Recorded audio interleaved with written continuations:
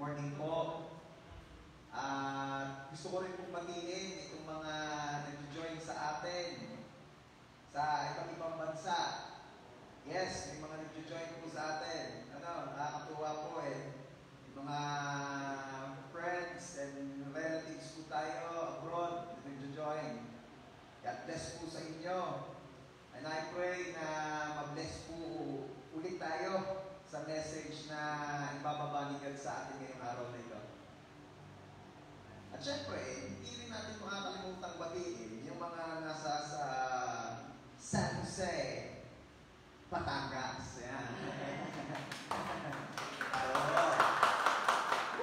Miss na miss ko na yung mga taga San Jose.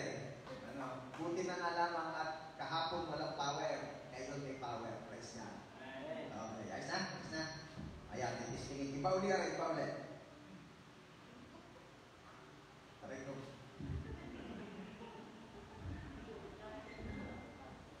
Nakakasakay. Bakit para akong call center agent ngayon? Nagana kaya? Nagana na. Ayan. Mas malaki lang, ang naisip ko kagad ni call center agent, hindi pala karne call center agent. Alam ko na kung saan ko nakita itong ganitong istura. Alam ko na kung saan ko nakita. Hindi, sa drive-thru sa Jollibee.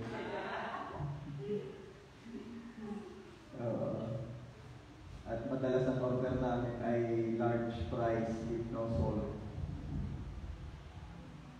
Ay sensitive siya, pakalit kang electric fan. Parang pati tibok ng puso ko, naririnig na. Okay. Wala na papalitan dyan? Dyan. Wala na. Okay na ito. Asya sa sige. Gusto ko pong magpasalamat din sa nag-sponsor po ng lapel na ito. Thank you po. Si Lord po ang mag-bless sa inyo ng siksik-liglig at umaapaw. Dito na, huwag na mag-electric fan. Para akong reporter ng sa Baguio City. Andito po tayo ngayon live na live sa Baguio City. Ayan, ayos na. Again, thank you so much po sa inyo. Hindi ko na po babanggitin ang inyong pangalan para si Lord na po ang mag-bless sa inyo. Okay.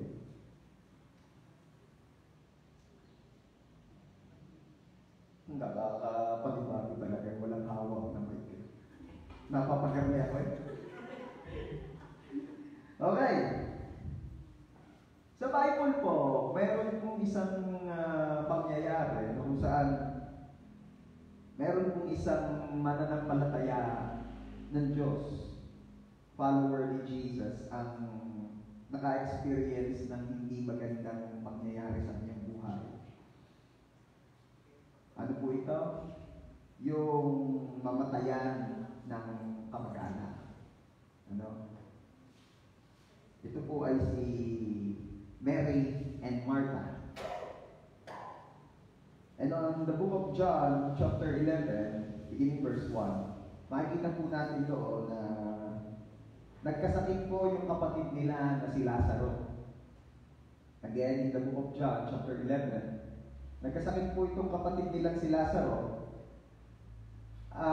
They are requesting Jesus na sila ay mapuntahan.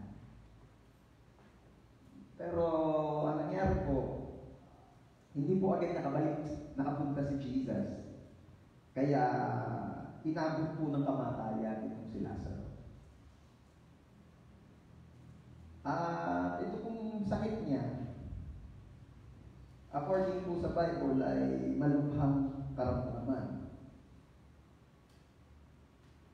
Malamang matinding ang sakit kasi si Jesus lang pinapatawag eh. Kaya alam niyo naman yung norm, na kapag medyo iba na ang sitwasyon, nagpapatawag na ng mga something to do with religion or belief. And this time, Mary and Martha ay nire-request na ang presence ni Jesus. At maaaring pwede natin sabihin na ito'y hopeless ng sitwasyon. Bakit? Kasi si Jesus na pinatawag Alam niyo po, may mga pagkakataon talaga sa buhay na parang hopeless na. I remember when our family ay naka-encounter ng isang problema o sitwasyon na talaga namang for us that time is a hopeless situation. Ito po ay nung time na yung aking bunsong kapatid, si Tricia, ay naka-experience ng isang karamdaman na rare. Ang sabi nga po ng doktor ay yung case niya ngayon ay parang, if I'm not mistaken, ay 1 of every 50,000. Very rare. At ang tawag po sa karamdaman ngayon ay acute myelitis. Kahirapan na, pangalan pala ay mahirap na manggit At that time, kami po ay nalulungkot because of what happened. Actually, ito po yung time na umuwi po yung mga parents namin from Qatar. Kasi gusto nilang magbakasyon. At very excited po itong mag-asawa dahil sila po ay talagang nagtipid, nag-ipon. Because ang kanila pong dahilan ay kami daw po ay mag-i-enjoy. Kami ay mag-i-enjoy. Lalabas kami mag-anak, etc. Kaya lang, ito nangyari. Pag sundo sa airport, na-delay yung flight, na-delay yung landing ng aeroplano kasi parang that time ata hindi ko alam kung merong air traffic. Alam niyo kahit sa langit pala nagta-traffic. Pag sobrang dami ng aeroplano, hindi makalanding at madaming aeroplano rin sa landingan. Basta sa madaling salita ay nagkaroon ng delay sa dating. Kaya late nakababa ng aeroplano, late nakalabas ng airport ng aming mga parents that time. May kinikwento lang sa akin kasi hindi man ako nakasama So syempre, niisip nila na maaaring si Bunso, si Tricia ay, alam niyo yun, baka parang sinusumpong may S na. Kasi ang tagal na hihintay. Nakaupo siya doon sa waiting area. Dumating na sila mama at papa daw doon, hindi pa rin tumatayo. Sabi ng mag-asawa, naku, nagka-S na ang anak natin, ang tagal kasi natin. Yun pala, hindi na talaga makatayo. Kaya dinala na po namin siya sa ospital. Diniretso sa ospital. Nakakalungkot na yung excited magbakasyon mag-asawa ay hindi sa bahay nakauwi, kundi sa ospital dumiretso. Dinala sa ospital yung sumundo. At ano nangyari? Ito na nga. May mga testing, check up, lahat ng mga laboratories ginawa, etc. Hanggang malaman nga na gano'n, merong ugat somewhere in the spinal cord na namamaga. Yung myelin. Alam niyo, pagka daw yung mga sakit, yung pangalan ng sakit ay may itis sa huli, yun daw yung namamaga. Yun daw yung sabihin nun. Kaya yung myelinitis, namamaga yung myelin. Ito daw po ay isang case na kung saan sinisira ng sarap ng katawan ng kanyang sarili, kinukonsume yung protina. Ano? Okay. Ayaw maging parang TED tayo dito. Ang ibig ko lang patunguhan doon ay sabi ng neuro, sabi ng doktor, tatapatin na po namin kayo kasi ito po'y walang lunas. Tatapatin na po namin kayo kasi ito po'y walang gamot.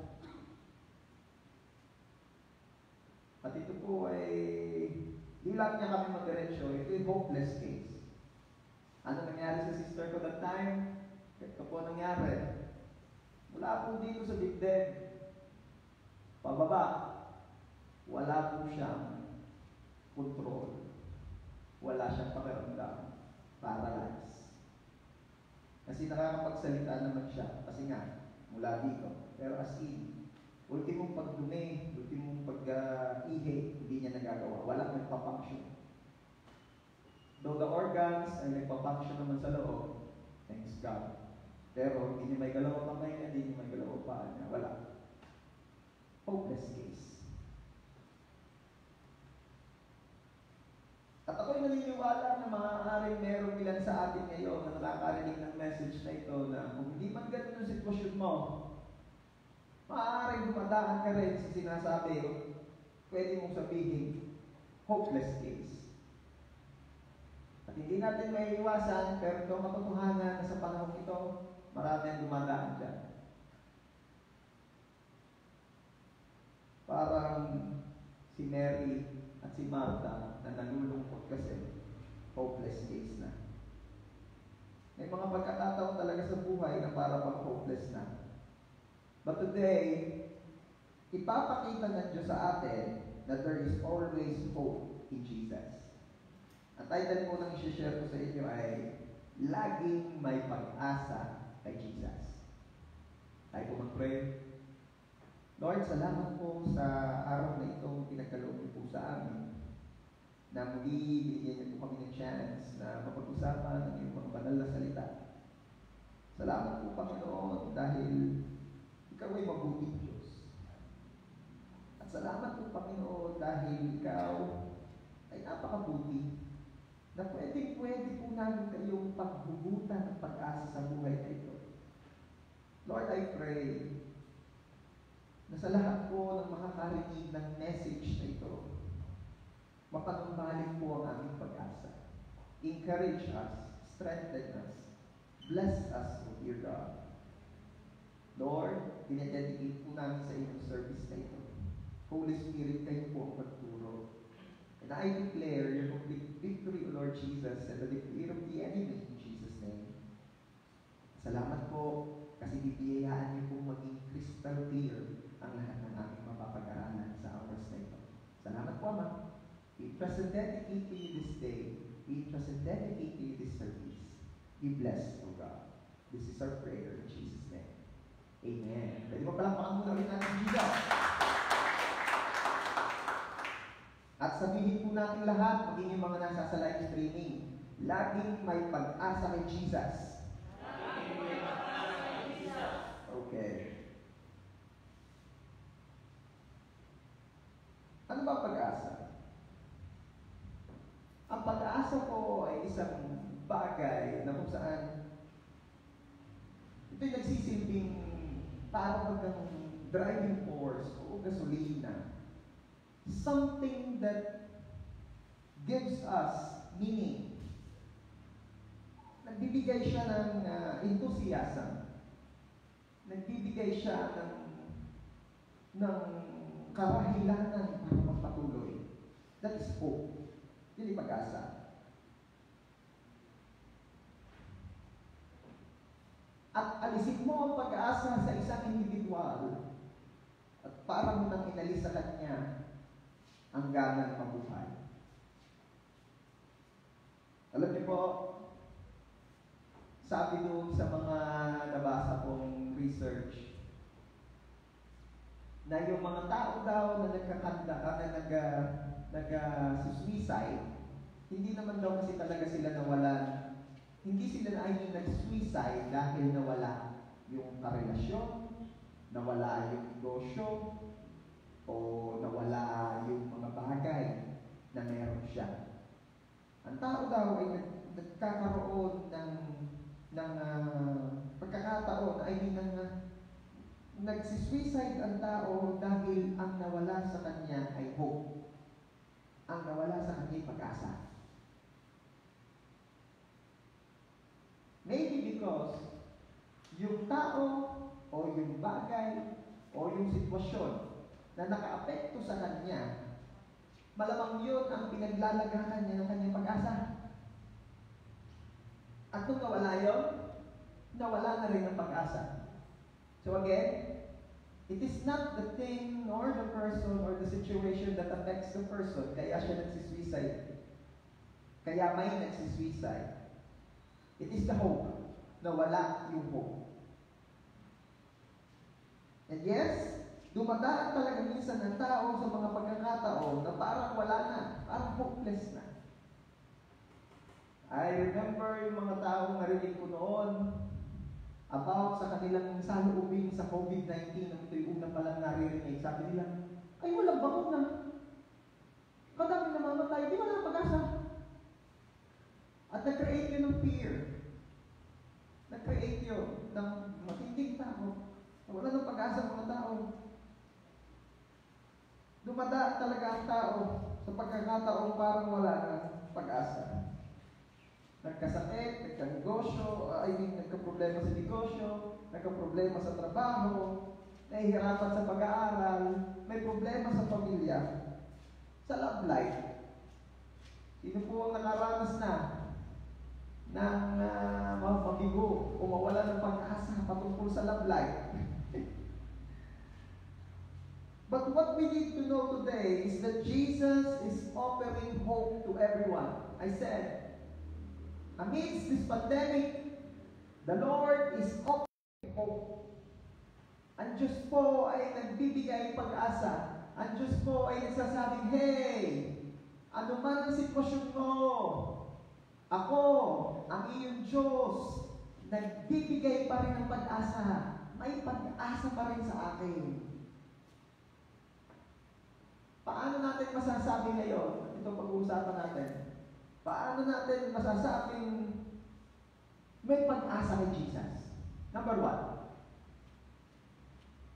may pag-asa kay Jesus kasi mahal niya tayo. Again, may pag-asa kay Jesus kasi mahal niya tayo.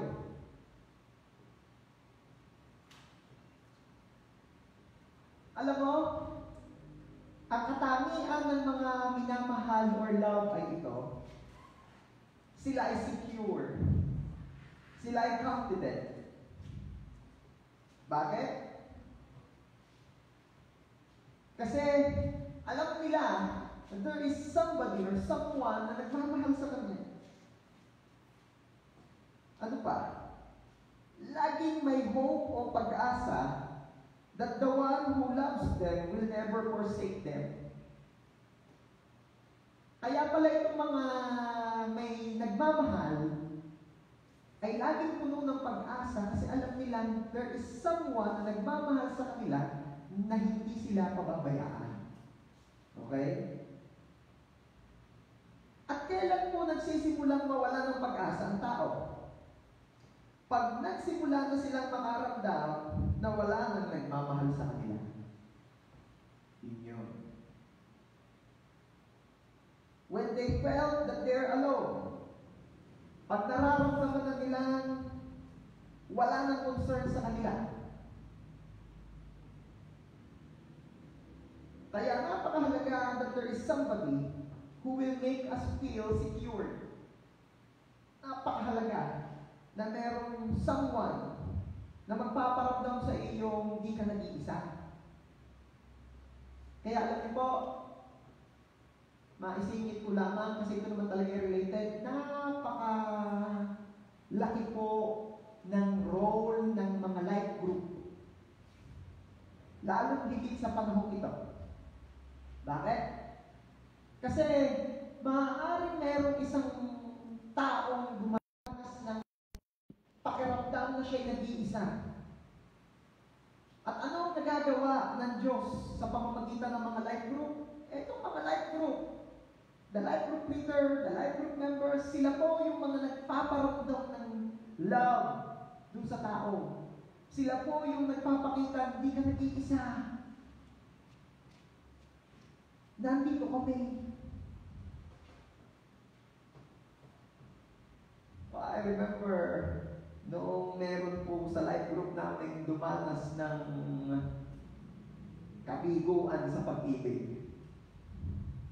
Hindi niyo mahuhulaan kasi lahat dumanas. Hindi niyo mahuhulaan kung sino kasi lahat yun.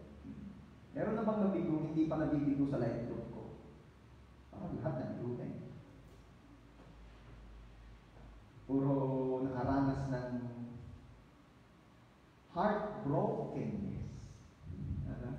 Pero ito pong aking life group na ito, malaki po, nakita ko, malaki ang naging impact ng life group sa kanya.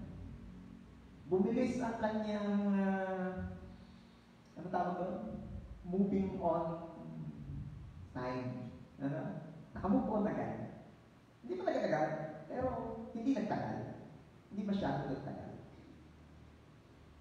At kung hindi pa tapos ang moving on Chechnya, at least kita naman namin na malakas at matibay siya. Ano po to? Imagine if that person ay walang life group. Walang life group that time. Walang mapaghingahan. Ano? Hindi naman ito katotohanan, minsan madalas, hindi makapag-open up sa magulang. Kasi, laging parang ang impression o dating sa kanila baka ang magulang mo mapatuyan lang. Baka may mabatukan lang. Ano? Kaya blessing po talaga yung life group. Life group leaders, blessing ka sa life group mo. Lalo na kung nagpapaka-life group leader ka talaga, blessing ka. Pastor, pag hindi po ako nakakapag-life group, blessing ka pa rin. Tupalo nga lang. Kumustahin mo naman ang mga life group mo. Baka nangangailangan na yan ng someone na magpaparamdam sa kanya, hindi siya nag-iisa. Nakakatuwa, alam nyo ngayon, ng mga life groupings na nangyayari. Ay, nakakatuwa. Kung dati, ay hindi ako makakapunta sa life group natin at dahil malayo ako ngayon, wala kang katanggi-tanggi. Miski pa saan pang lupalop ng mundo, basta may internet, pwede tayong mag-life group. Kagaling. Alam niyo, ito yung mga isa na nakikita mong blessing ni Lord sa atin kahit ganitong sitwasyon. Okay.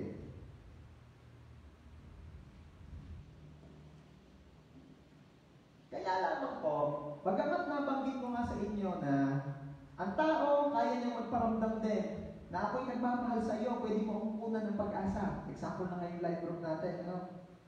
Ito yung ang problema. Alam naman natin na it is so hard to rely too much sa tao. Bakit? Because ang tao ay limited. Ang tao, mag-fail yan. Madidisappoint ka. Kaya hindi rin naman sasapat kung tao lamang ang pagbubugutan natin ng pag-asa.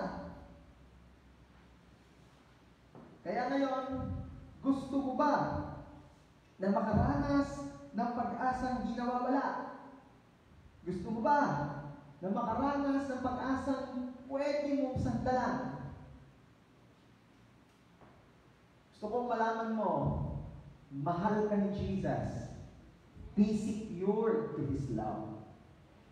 Pwede mong hugutan ng pag-asa yan. Okay? Ang love ni God sa atin is not an extraordinary love. Bakit? Ano ba ang sabi sa Bible? God so loved the world. The word is so love. Hindi lang yan mahal. Mahal na mahal. Diba? Mahal na mahal na mahal. Wow. Grabe yun.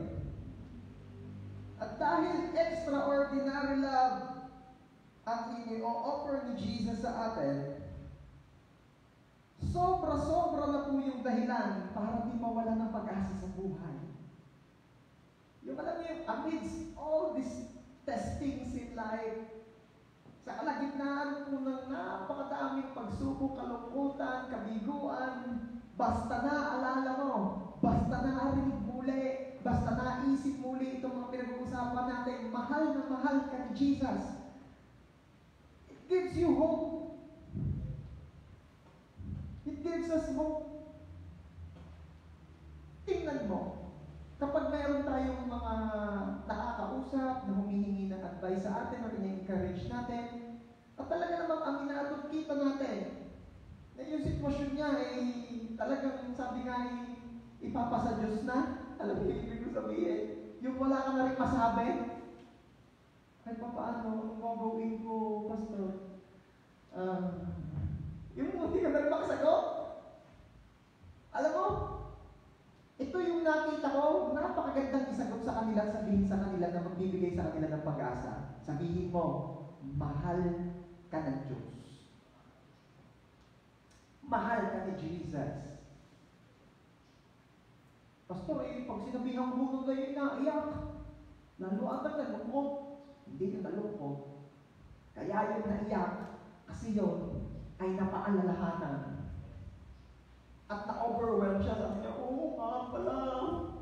Mahal nga pala ako ni Lord. Mahal nga pala ni Lord ang asawa ko. Mahal nga pala ni Jesus ang mga anak ko. Mahal nga pala ni Lord ang parents ko. Alam mo kapag narinig mo yun, naaalala mo yun, it gives you hope. Hello?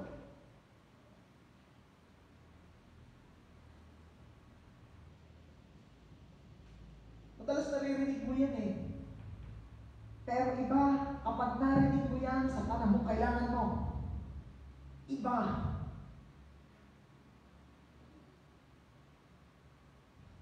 Pag yung sumasantok ka na ng bigas, talagang mong nalaguplok na. Ano ba ibig sabihin? Malalim na, nasayang na ang vapor. Iba na ang tunog ng bigasan mo. Sabi nga makti na, malulupok na. Mahal ako ni Lord. Mahal ako ni Jesus. Sasabihin ng mga nagdi-discourage sa paligid, mahal ang bigas. Pero mas mahal ka ni Lord. Amen.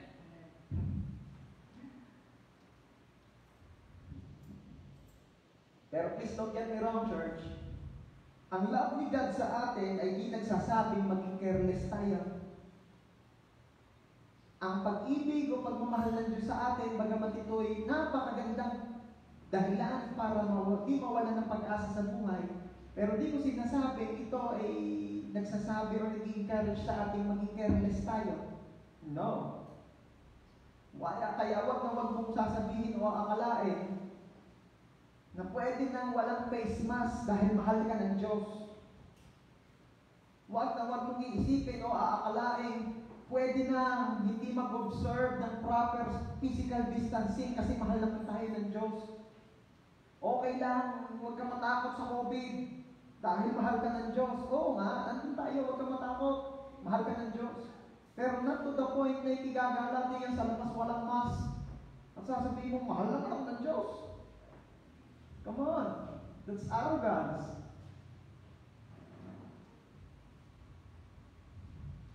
Kailangan mo ng face mask. Kailangan mo face shield. Kailangan mo mag-observe ng proper distance, physical distancing. Pastor, bakit matatakot ka? Mahal ka naman ng Diyos. Hindi po takot ang tawag doon. Ang tawag doon, wisdom. At yung pong wisdom na ibinigay ng Diyos sa atin, yan ay isa ulit sa ebidensya na mahal ka ng Diyos. Kasi imagine if our God ay hindi naglagay ng wisdom sa tao, ay di laging mapapahamak ang tao.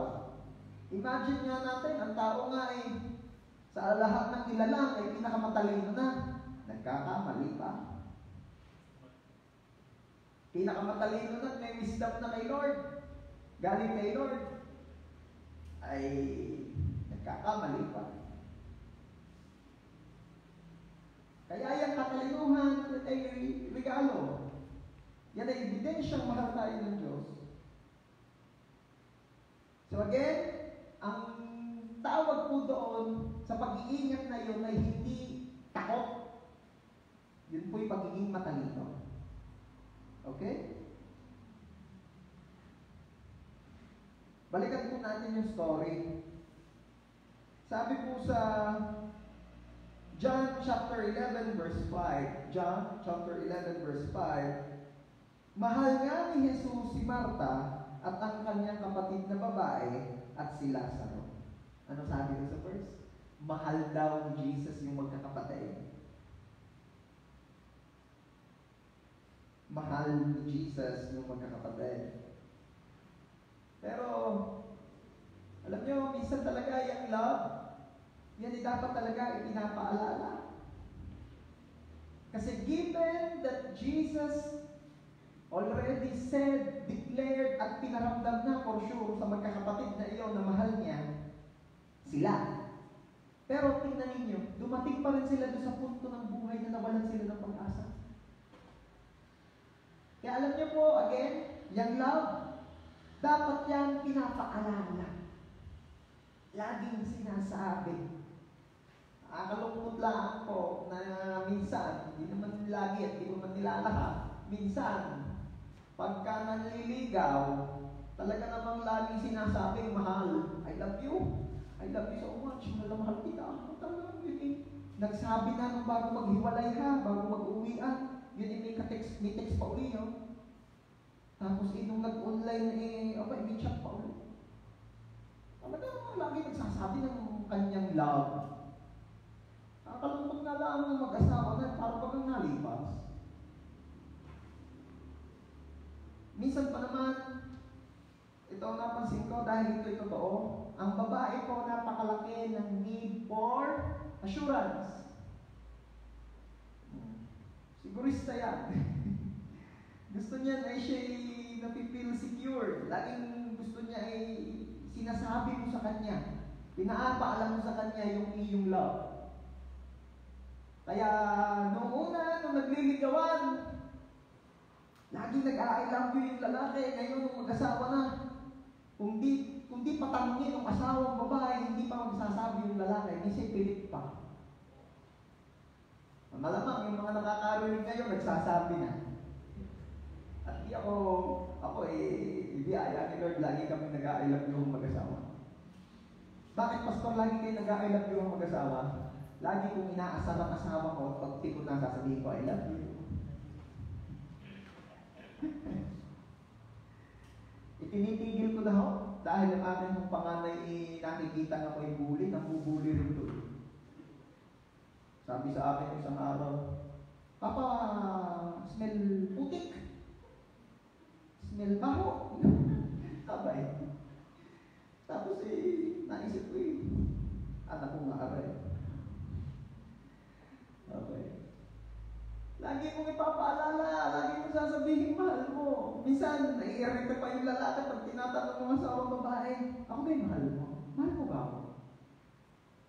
Ang tinatanong ay kung mahal. Ano ba yung sinasagot? Ang sinasagot hindi kaya nga kita pinaksalan.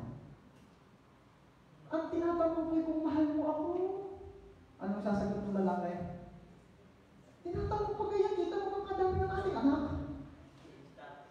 Hindi pa tayo nagmamahal, hindi mo magaramdam ng love ko sa lagay na iyan, 7 anak natin, 8. Ang tinatanong ko ay kung mahal mo ako. Galit na. At ang sagot, di kaya lagi ko namang ibigay lahat ng gusto mo. Sala ang sagot. Ang itinatanong lang ngayon kung mahal, sagutin mo.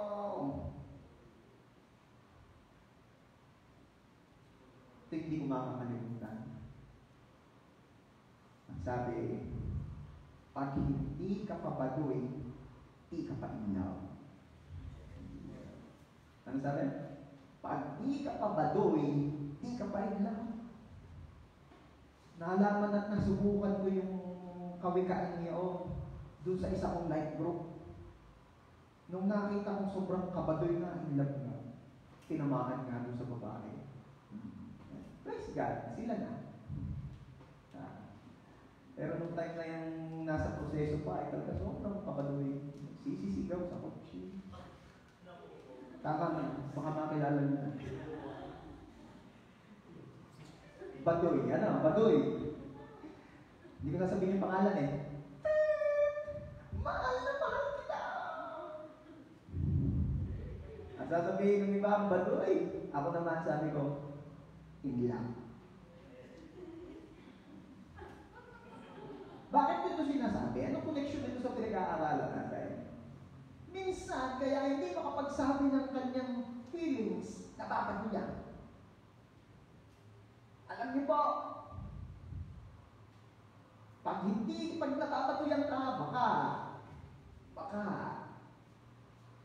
meron ka nang dapat ayusin with your feelings. Ibig sabihin, sabi ko sa inyo, pag baduy ka, in love ka na. Kung di ka pa baduy, di ka pa in love. Parang ganun yan. Kaya kung nababaduyan ka sa pag-express mo ng love, most especially to your partner in life, better check.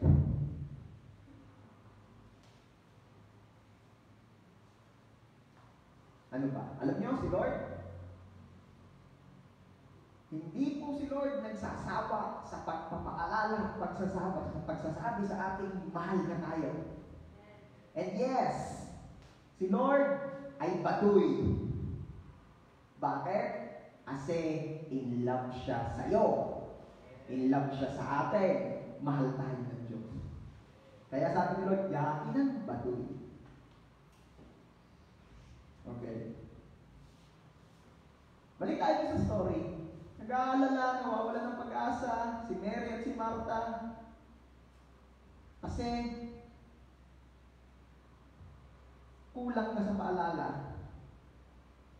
Kailangan yung love ipinapaalala. Kaya ang Diyos hindi nagsasawa, napapagod, napaalalahanan tayong mahal niya tayo. Okay? Tuloy po natin. John 11, verse 33 to 36. Babasahin ko sa inyo. Kaya nang nakita ni Jesus na siya'y umiiyak, pati na ang mga Hudyong dumating na kasama niya, siya ay nabagabag sa spirito at nabahala. At sinabi, saan ninyo siya ilagay? Sinabi nila sa kanya, Panginoon, halika at tingnan mo. Verse 35, umiyak si Jesus. O ito po yung paboritong i-devotion ng mga life group ko. Jesus wept. Sinabi ng mga Hudyo, tingnan ninyo kung gaano ang pagmamahal niya sa kanya. Ito po ay nakita natin na si Jesus, that time, ay umiyak. Imagine this. The God who created everything, so majestic and so powerful, napakatindi na kahit isang salita lang niya, nagkaroon ng buhay. Isang salita lamang niya, nagkaroon ng liwanag. Sa salita lamang nalikha ang lahat. Sobrang tinding Diyos. Very glorious. At siya po ang Diyos ng Diyos at hari ng mga hari. Napakatindi. Ano meron?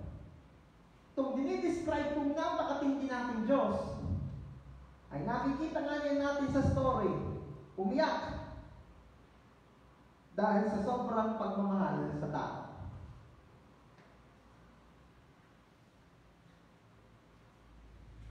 Church, God loves us. He knows our pain. Alam niya ang pinagdadaanan mo ngayon. Alam niya ang sitwasyon mo. Alam niya yung hirap. Ramdam ka niya. Bakit? Nagkatawang tao siya minsan na experience niya kung ano ang meron ka ngayon. Kaya relate much si Lord sa'yo. Ito pong mga bagay na ito ay napakagandang marinig. Bakit? Kasi ito po yung magbibigay rin sa atin ng pag-asa na ano man ang i-open up natin kay Lord, magkakaroon ka ng confidence na siya'y nakaka-relate sa'yo. Usapang tao sa tao ulit tayo. Di ba minsan kaya hirap tayo mag-open up ng mga sitwasyon natin sa isang tao dahil baka hindi naman siya makarelate. Hello? Baka naman hindi makarelate sa akin. Aray naman ni, puro trabahong ginagawa na rin, hindi naman na rin nag-business. Baka hindi rin makarelate pag may nag-open up. Alam niyo yun? Na minsan, nadadala rin natin kay Lord, hindi natin may open up kay Lord. Sasabihin siguro, iniisip natin, si Lord naman hindi tao.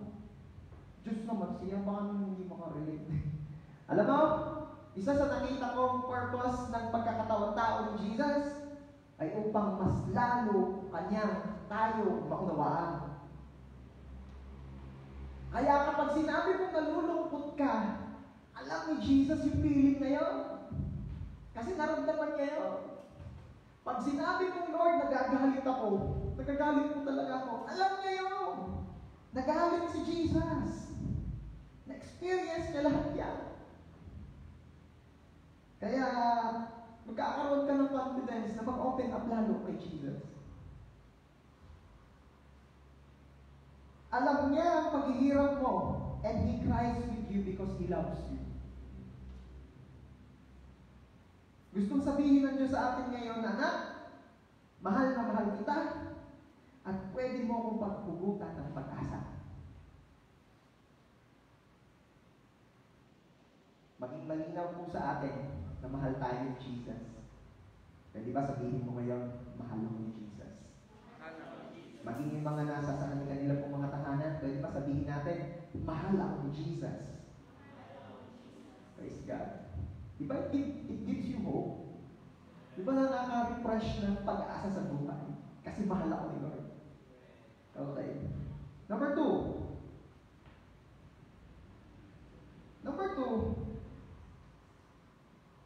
may pag-asa kay Jesus kasi hindi siya nang iiwan. Yan.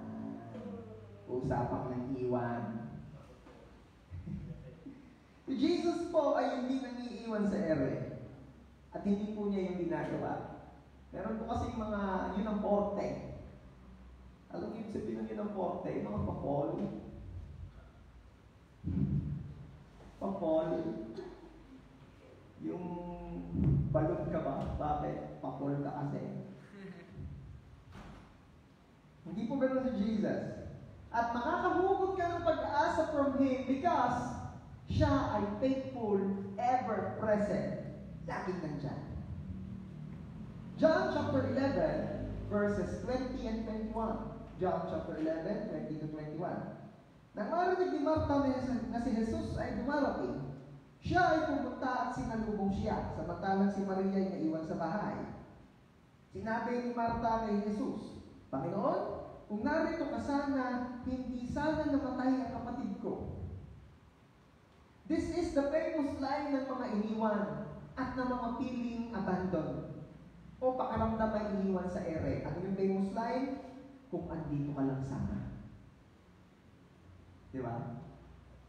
Kung andito ka lang sana, kung andito lang sana si tatay, kung andito lang sana si nanay, kung andito lang sana yung kapatid ko, o ikaw, LDR tayo, kung andito ka lang sana. Di ba?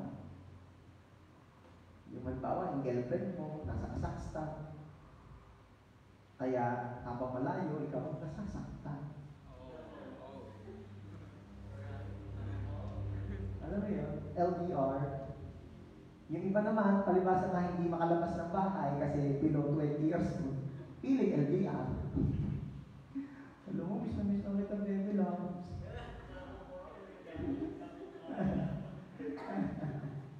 Kasi hindi makalabas ng bahay.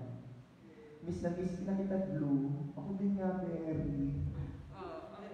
Natawa niya, Blueberry. Asawa ko na agad. Asawa ko. Kung binira, 2 weeks pa lang tayo, asawa ko na agad. Kung andito ka lang sana, di sana di ako nasasaktan ng ganito. Nice. Kung andito ka lang sana, di sana di ako nalulungkot ng ganito. Yan ang mga famous line ng mga piling iniwan o mga iniwan talaga. Ano? yung halimbawa, nakasakay ka sa bus.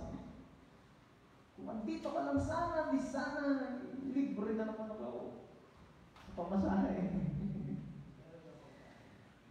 At talagang ang pakiramdam po ni Martha that time, ay iniwan sila ni Jesus sa ere. Anong bungad ni Martha kay Jesus? Jesus! Sinalubog daw si Jesus ni Martha. Tapos sabi ni Martha, kung andito lang po sana kayo, sana hindi po nagkagad ang mga kapatid ko. Kasi that time, namatay na sila sa puso. Ang pakiramdam talaga ni Martha that time, iniwan sila ni Jesus sa ere. Imagine, pagkasalubog yun agad na sinabi. Asan ka, Lord, nung nahihirapan ang kapatid ko? Di ba parang Psalms pamilya? Asan ka, Lord, nung nagkakagulo yung family ko? Asan ka, Lord, nung namumroblema na kami? Alam mo, balik lang tayo doon sa kinikwento ko sa inyo, yung naranasan ng family namin na pagsubok sa buhay. Honestly, that time, nung sinabi ng doktor sa amin yung case ng aking sister, yun agad nang nasabi ko kay Lord eh. Lord, asan ka? Nahihingi ko naman ay natawag kay Lord. Pero honestly, yun talaga agad nasabi ko, pastor na ako nung na. Ganun pala yun, pag ikaw na yung nasa sitwasyon, talaga namang lalabas. Kaya hindi ko masisi si Martha at si Mary. Alam niyo si Martha at si Mary, close friends sila ni Jesus. Hindi man sila nakakasama sa mga lakad ni Jesus kasi yung 12 disciples yung kasama. Pero close friends sila. Kaya kung tutusin, kilala na nila si Jesus. Pero that time, napatanong pa rin si Martha kung andito lang sana kayo, Lord. Napaibig ng gayon. And again, that time, ako napaibig ng ganun. Sinabi ng doktor, ng neuro, hopeless case po ito. Wala po ditong gamot. Hintayin niyo lang kung kusang bumalik kung gagaling. At wala pa po akong na-experience na hinandel na case dito nakarecover. Ay, iyakan kami. Nasa labas kami ng kwarto, kinakausap kami ng doktor, hindi pwede parinig sa sister ko, lalo malidiskare. Iyakan kami. Nakaisip ko, ano ba yun? Seryoso ba yun? Hindi na joke yun. Baka naman ibang resulta, hindi na nila. Mother ko that time, ganun na sabi. Check nyo nga yung papel, baka naman yung papel ng iba yan. Yung mga napapanood sa movie, nagkapalay. Baka naman sa iba yan. Pa-check naman mo. Hindi, nagsusumigaw yung pangalan. Napahampas ako sa pader. Hindi ko alam kung ano nahampas ko. Basta hindi tao. Basta napahampas ako ng time na, Lord, nandiyan ka ba? Hindi pa makalimutan kasi nahingi ko na ng tawag kay Lord. Pinaalala sa akin lahat ni Lord nung nagsusorry na ako. Nasabi ko din daw na di ba ibinigay ko na buhay ko sa'yo, Lord? Bakit ganito? Parang nagbabaoy eh, no? Parang nanunumbat. Kasi po full time na ako. Full time pastor ko ako nung time na yun. Nung time na yun. Kasi sabi ko, Lord, I give up my dreams. Give up ko na lahat. Ibigay ko na lahat. Bakit naman po? Ganito pa rin yung pamilya ko. Lord, yung pamilya ko naman. Sino po rito yung nakapatanong na gayon kay Lord? At kung wala naman, ay patawarin niyo na po ang inyong pastor. At ang inyong pong pastor ay humina ang faith that time. Patawad po. Alam ko hindi kayo makarelate. Mga man and women of faith. Madalas kakitaan ng kawalang pag-asa ang mga nangaramdam na sila'y iniwan. Sino po rito yung nakita mong punong-puno ng pag-asa dahil iniwan daw siya? Uy, alam mo, ang sarap-sarap ng piling ko ngayon. Bakit? At talaga naman lalo ako nabuhayan. Bakit? Break na kami. Oo, ito parang masaya-saya mo. Di ba? Dapat lang maging masaya. Wow! Pinagpalit ako sa malapit.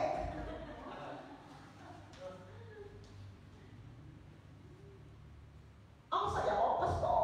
Punong-puno ako ng pag-asa sa buhay. Alam mo, baka yung sa sobrang lungkot, na depressed, naputulan na ng ugat, hindi ko alam. Laging basta ang feeling niya ay siya'y naiwan, yan ay madalas kakitaan ng kawalang pag-asa. At yan ay na-witness ko. Sa akin, family personally, sa mga nakasama ko sa church, sa life group, lahat ng nakita kong iniwan, lupagay, bagsak, walang pag-asang nakita. Talagang ini-encourage siya sarili, pero naiyak din. Alam mo yun? Nagsisisigaw sa kutsi. John chapter 11, verse 32. Verse yung sinabi kong John ha, verse yun. Nililinaw ko lang. John 11:32. Pagdating ni Maria sa kinaroroonan ni Jesus, at nang makita siya ni Maria, lumuhod ito sa kanyang paanan at sinasabi sa kanya, Panginoon, kung ikaw sana'y narito, hindi sana namatay ang aking kapatid. Makikita natin na hopeless na si Mary sa kanyang pananalita. May tono na ng panghihinayang. Sayang Lord, kung sana andito ka. Grabe ito. Si Marta, nung sumalubong, ano sabi? Kung nandito sana kayo, Lord. Tapos nung dumating si Maria, ano sabi kay Jesus? Sayang Lord, kung sana andito ka. Bihira, sinisisiin ka. Kung nandito ka lang sana. At kung ilalagay mo ngayon yung sarili ngayon sa sitwasyon ni Jesus, ano mararamdaman mo? Parang sasabihin, oo, grabe naman. Ang di nakita ng magkapatid ni Mary at ni Martha ay di naman talaga sila iniwan o pinabayaan ni Jesus. Hindi, pastor, iniwan ni. Sabi nga din sa first sa story niya, nabasa ko na nga po yung story niya. Nabalitaan na po ni Jesus ahead of time na may sakit na si Lazarus. Pero hindi pa po nagmadali si Jesus ng pagpunta sa lugar nila. Bagkus nagpatagal pa, nagpa-delay pa. Sabi ng disciple, Jesus, balita mo, malala ang sakit ni Lazarus, di ba tropa mo yun? Hindi mo ba pupuntahan? Aba, ang mga sakit ni Jesus that time daw hindi muna, huwag na muna, yan mo tumagal. Parang ibig sabihin, yan mo mamatay. Kaya mo mamatay muna para mas magandang, may gagawin si Lord, may gagawin ako doon. Basta, iniwan talaga sa ere, pinabayaan talaga. Church, sasabihin ako sa inyo. Ito po kasi ang maganda sa Diyos, na di kayang gawin ng sino man maliban sa Kanya. Ano ito? That He can be in so many places at the same time. Our God, He is an omnipresent God. Omnipresent. Ito po isa sa mga katangian niya. Ano ibig sabihin nun? Pwedeng andun siya sa lugar, at the same time, narito sa church, at the same time, nasa bahay, at the same time, nasa kung saan man. Kaya niya yun. Bakit, Pastor, kaya ni Lord yun? Diyos nga The omnipresent God. Sabi po sa Psalm 139, verses 7 to 10. Psalm 139, 7 to 10. Where shall I go from your spirit? Sabi ng psalmist, saan ako pupunta na hindi ko matatagpuan ng iyong presensya? Or where shall I flee from your presence? O saan ako tatago o tatakas na hindi ako madadatnan ng presensya mo? Sabi ng psalmist, if I ascend to heaven, you are there. Kung pupunta sa langit, andun ka. If I make bed in Sheol, you are there. Kung ako man ay magpunta sa pinakamalalim na lugar ng mundo, andun ka rin. If I take the wings of the morning and dwell in the uttermost parts of the sea, even there your hand shall lead me. At kung ako man ay tumigil sa gitna ng dagat, andun ka pa rin. Sabi ng Psalmist. Ito po ay isa sa mga verse na nagpapatunay lamang na ang ating Diyos is the omnipresent God. He is everywhere. Ano pa ang example nito? God can be in His throne and at the same time in His church. And at the same time in your side, comforting you and saying, kaya mo yan, anak. That is our God. Pwede mo pala natin yung ating Diyos.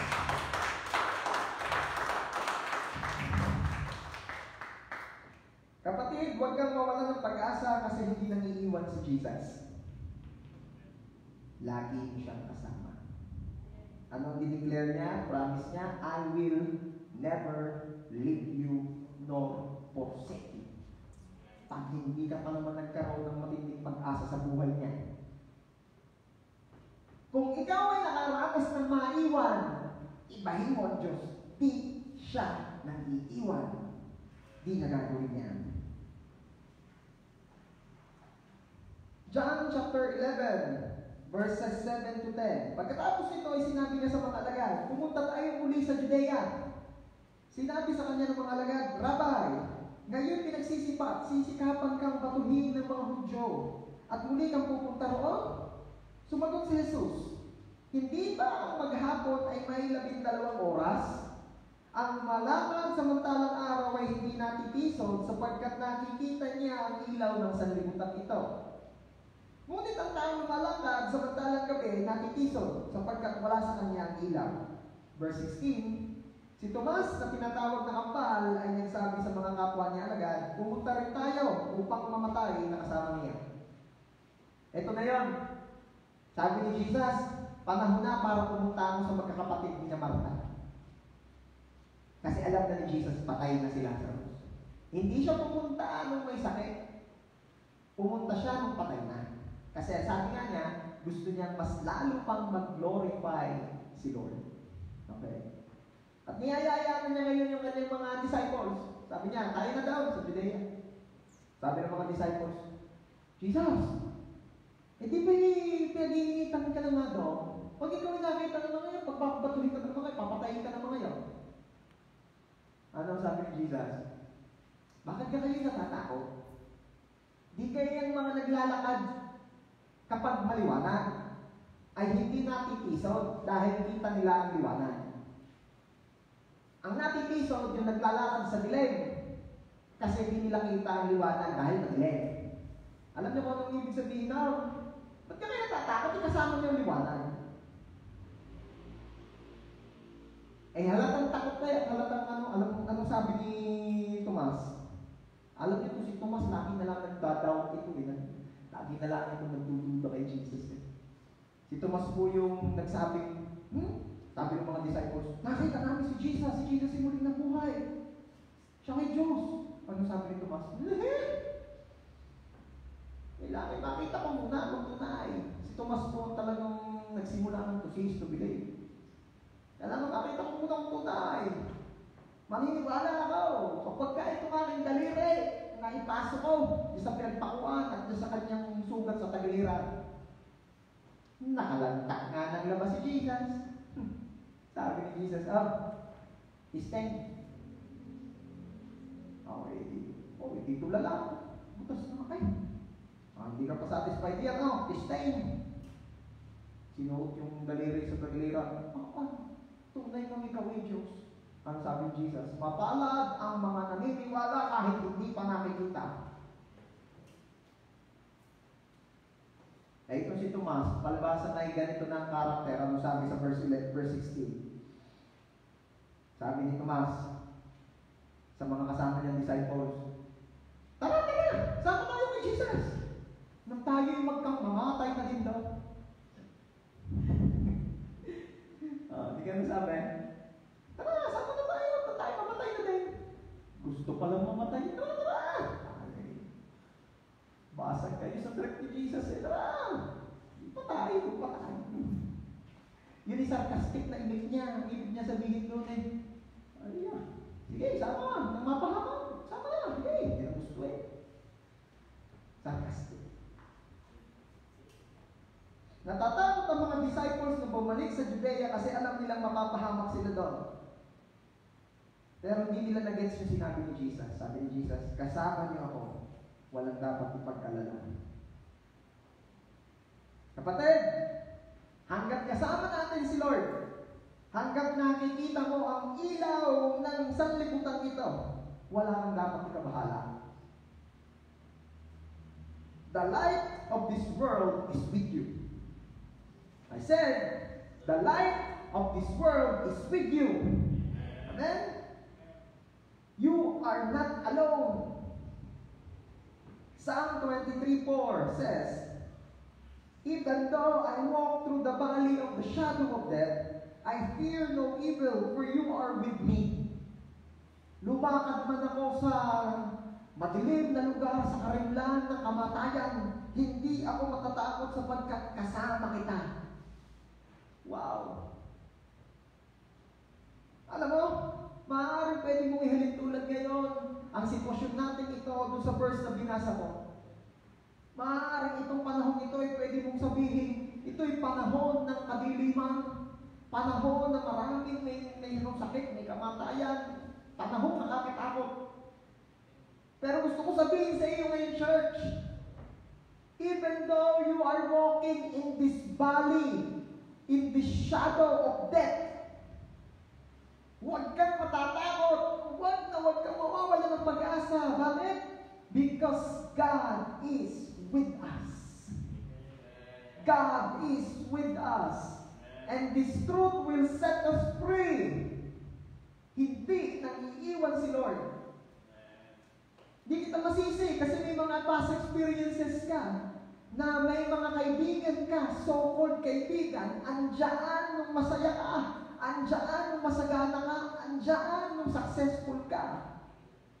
Pero nung nagkakaproblema na, nagkakatestingan na yung unti-unting nawawala. At maaaring dahil yun ang naranasan mo sa buhay na ito, ay para bang naihalintulad mo si Lord doon. Kapatid, hindi si Lord katulad ng mga taong ganon. God is with you. At para siyang iyong nangangakong lalaki sa pinapakasalang babae. In sickness and in health, in good times and in bad times. Ang problema doon sa mag-asawa, yung dulo, till death do us part. Pero kay Lord, even death, hindi makakapaghiwalay sa pag-ibig ko sa iyo. Amen. Bangis ni Lord. Pwede mo palapakan natin.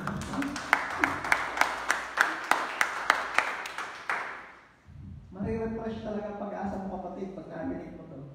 Marirefresh talaga ang pag-asa mo sa buhay pag napaalalahanan ka.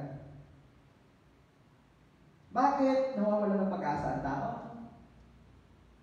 Pag nag-focus na siya sa dilim ng buhay at hindi sa liwanag. Pinabanggit ko sa aming mga meeting service, sa aming mentoring, pag-online, at binabanggit ko ito ngayon. Mag-focus ka sa light of this world, and that is Jesus. Kasi, pag tumating ka na doon sa puntong na wala ang paningin mo kay Jesus, who is the light of this world, malamang nakatingin ka na sa shadow of death. Nakatingin ka na sa dilim. Mawawalan ka talaga ng pag-asa. Kaya huwag mong alisin, kapatid, huwag natin alisin ang focus natin sa light of this world. Focus ka kay Jesus. And believe me, ang pag-asa mananatili sa puso mo. Amen. Ano ang kaibahan natin sa marami? Ang kaibahan natin, kasama natin ang Diyos. Maaaring parehas tayo ng sitwasyon ngayon sa makaramihan.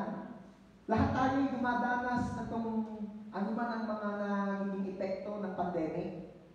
Pare-pareho tayo, yun ay pagkakapareho natin sa karamihan. Pero mayroon ng kaibahan. At ano ang kaibahan mo, kapatid? Kasama mo si Lord. kasama mo si Lord. Pwede ba marinig ko again ang the best na palakpak ng mga naniniwalang sinasamahan siya ng Diyos? Praise God.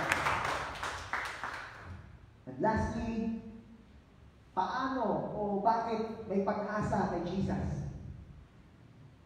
May pag-asa kay Jesus kasi siya ang muling pagkabuhay at ang buhay.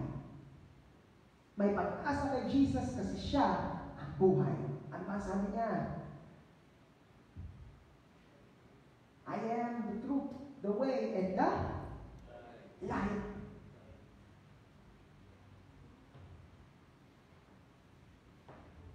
Ako ang daan. Ako ang katotohanan. Ako ang buhay. John chapter 11, verse 25 to 27. Sinabi sa kanya ni Jesus, ako ang muling pagkabuhay at ang buhay.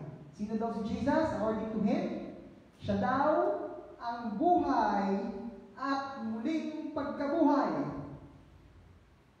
Ang sumasampalataya sa akin, bagamat siya'y namatay, ay mabubuhay. Wow. At ang bawat nabubuhay at sumasampalataya sa akin ay hindi mamamatay magpakailanman. Pinaniniwalaan mo ba ito? Sinabi niya sa kanya, opo Panginoon, sumasampalataya ko na ikaw ang Kristo, ang anak ng Diyos, ang siyang darating sa sanlibutan. Alam mo? Kaya ang buhay nito ay punong-puno ng light. Kaya punong-puno ka ng light, punong-puno ka ng pag-asa, kasi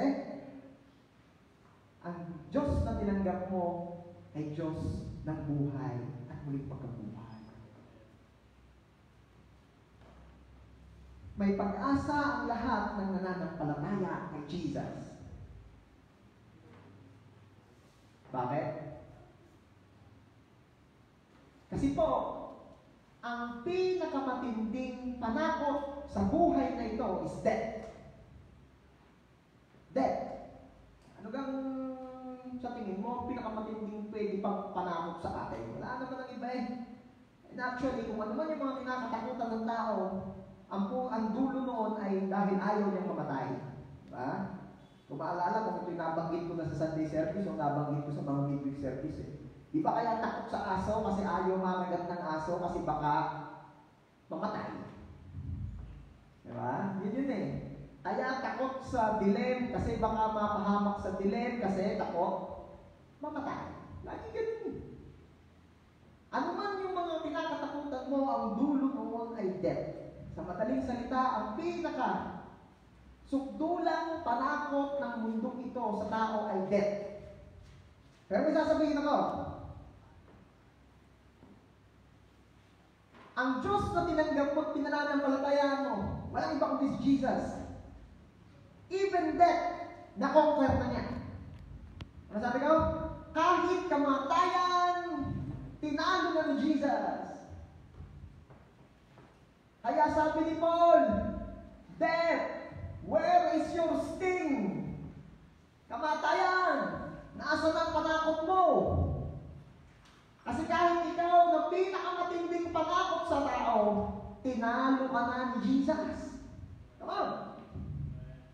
Pag ito'y naging malinaw sa iyo, church, believe me, mapupuno ka ng pag-asa. Bakit? Kasi kahit ano pang namatay sa buhay mo, kayang buhayin ni Jesus. Ano sabi ko? Kahit ano pa yang namatay sa buhay mo, kayang buhayin ni Jesus. Bakit? Kasi siya ang buhay at muling pagkabuhay. Amen. Even the pinakamatinding pangtakot sa atin which is death, tinalo na niya yan.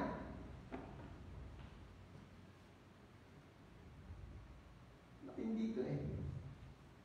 John chapter 11 verse 39. Sinabi ni Jesus, alisin ninyo ang bato. Patay na kasi si Lazarus eh. Kalibig na. Hindi po dumating si Jesus ng burol. Kasi wala namang burol that time. Nakalibig na. Kaya sabi ni Jesus, alisin niyo yung batong harang sa libingan ni Lazarus. Sabi ng mga tao, oh, huwag po. Ilang araw nung patay na, mabahong na huya. Mangangamoy na siya ngayon sapagkat 4 na araw na siyang patay. Verse 40, sinabi sa kanya ni Jesus, hindi ba sinabi ko sa iyo na kung ikaw ay sasampalataya ay makikita mo ang kalwalhatian ng Diyos? Kaya't inalis nila ang bato. Sino daw ang nakaka-experience ng glory ni God? Sino daw ang nakaka-experience ng power ni Lord? Silang mga sumasampalataya. Kaya, kapatid, kapit lang, kapit. Manatiling nananampalataya sa Diyos. Anong ginawa? Inalis ang bato. Verse 43, at nang masabi niya ang mga ito, ay sumigaw siya ng malakas na tinig, Lazaro! Lumabas ka! Ang taong namatay ay lumabas, na ang mga kamay at mga paa ay natatalian ng mga telang panlibing. Nakakapanood ng mga movie ng mami, yung gayaw, nakabalok. Meron daw nakabalok sa kamay at sa paa. Ang taong namatay ay lumabas, na ang mga kamay at mga paa ay natatalian ng mga telang panlibing. At ang kanyang mukha ay may balon na tela. Sinabi sa kanila ni Jesus, siya inyong kalagaan at hayaan ninyong makaalis. Ano nangyari? Si Lazarus po ay muling nabuhay. Church, anong namatay na? Anong namatay ng bagay sa buhay mo? Maaaring ngayong panahon ito, nasasabi mo na namamatay na ata yung negosyo ko. O maaaring namatay yung company, pinapasukan mo, kaya wala kang work ngayon. O maaaring namatay ang pag-asa mo na makabalik ng abroad, o makapunta ng abroad, o makapag-work ng abroad. O maaaring physical o literal na namatay. Bibili ka sana ng bahay, namatay. Wala ka tuloy layo. O pwede rin namang relationship. Dahil bawal na lumabas, kaya nanlamig na si Ate Girl. Maaaring pwedeng namamatay na yun eh. May namamatay. Di man literal na namatay yung tao namatay, pero merong namamatay. We are walking in the valley of the shadow of death. But then again, we will fear no evil because God is with us. At hindi lamang ang magdadagdag sa iyo ng confidence ngayon at patuloy na magkaroon ng pag-asa ay kasama mo ang Diyos. Kasama mo ang Diyos. At ang kasama mong Diyos ay Diyos ng buhay at muling pagkabuhay. Kaya the question, church, today is, anong bagay sa buhay mo tila ba patay na? O tingin mo patay na? Kaya nakaka-apekto ito para ikaw ay patuloy na umasa o magkaroon ng pag-asa sa buhay. Kapatid, kaya yang buhay ni Jesus. Today, we will declare life sa lahat ng bagay sa buhay natin na tila ba patay na. Kung nawawala na tayo ng pag-asa, we will declare life na muling mabuhay yung pag-asa mo. Kung paano diniklara ni Jesus, Lazarus, labas, bangon! The same thing we will declare. Ano ba ang mga namamatay na ngayon sa tingin mo sa buhay mo? Relationship?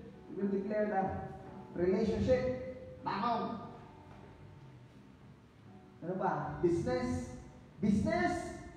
Trabaho? Negosyo? Bangon!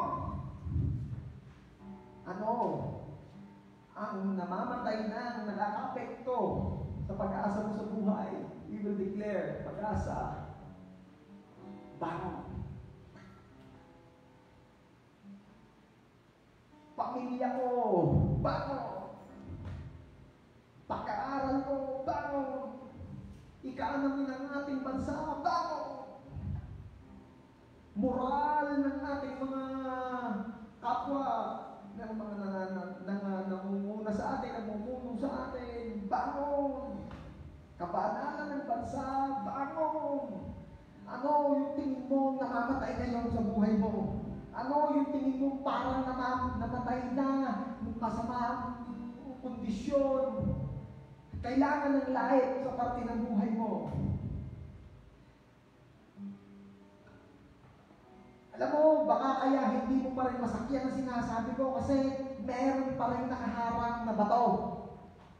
Ano ba ang unang sinabi ni Jesus bago siya nagsabing, Lazarus, lumabas ka. Ano sabi niya? Alisin mo muna yung harang na bato. And this time, that bato nakaharang represents doubt, duda. Pastor, paano ba mabubuhay yung negosyo? Yun ay pinasara ka na. Alisin mo kapatid niyang bato. Paano ba maayos ang relationship namin mag-asawa? Nagsalita ka na kami ng masasakit na salita. Alisin mo bato. Pastor, wala kung tinda ka huli talaga kaya wala nang may kaso may problema talaga. Alisin mo ang bato. At pag inalis mo yung dudang yan, bubukan muli ang pag-asa galing sa Diyos. Ano man yan namamatay na yan, bubuhayin ulit yan ni Lord.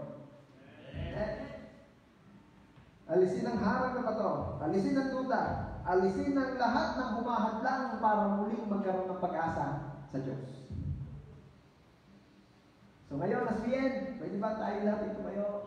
Pati nga mga nasa sa kanilang mga tahanan, invite ko po kayo tumayo. And please join us as we worship God. Maaari ito ang panahon kung saan puro na lang ang testing, puro na lang ang pagsubok, puro na lang ang problema. Positive ka naman sabi mo may lesson dito, may purpose si Lord. Pero deep inside your heart, aminado ka wala pa rin ng pag-asa, humihina, umuandap na. Today, we will declare the goodness of God. Today, we will declare that in spite of all is happening sa ating mga buhay, amidst the situation that we're facing, we will sing the goodness of God. We will declare that God will never stop doing good to us. We will declare, kasi ito naman ang totoo we will declare that God's goodness is running after us. We will declare that God is good. Mahal tayo ng Diyos. Di siya nangiiwan at siya yung Diyos ng buhay. Kaya pupunuin ng pag-asa ang ating mga puso sa mga katotohanan iyon. Come on, let's worship the Lord. Hallelujah.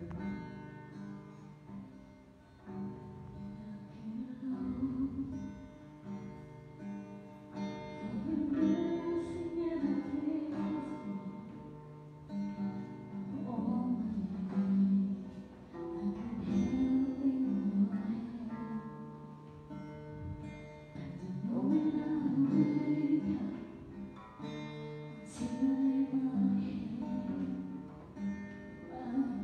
head,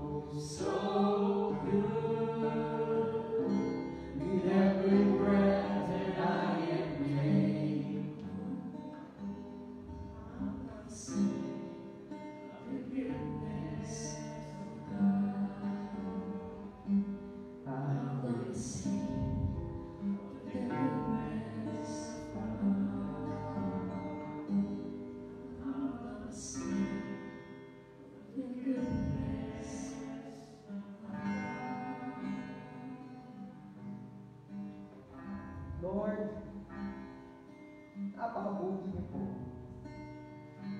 Ika'y mabuti. Ika'y mabuti. Ika'y Diyos na mabuti.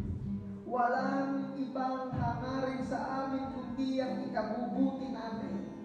Diyos na tapat, Diyos na di nag-iiwan, Diyos na marunong, alam ang kanyang ginagawa, Diyos na napakabuti.